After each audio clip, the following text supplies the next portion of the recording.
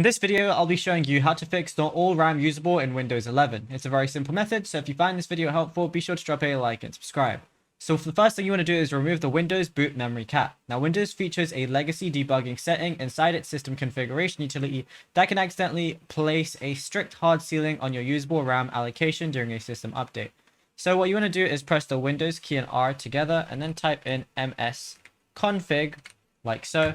Go ahead and press enter. Now switch over to the boot tab like so.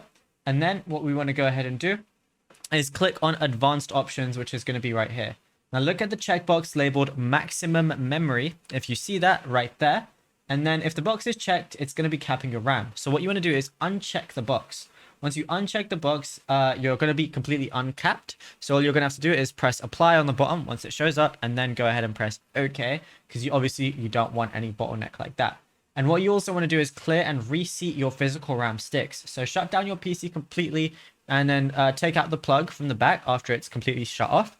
And then open your computer up and then expose the motherboard layout. Pop open the plastic retaining clips on the sides of the RAM and then pull the RAM sticks out completely. And then just blow on the RAM sticks and then put them back in and just make sure they're firmly in. And then you should be good to go. Now, if you found this video helpful, be sure to drop a like and subscribe and check out other tutorials on the channel as well.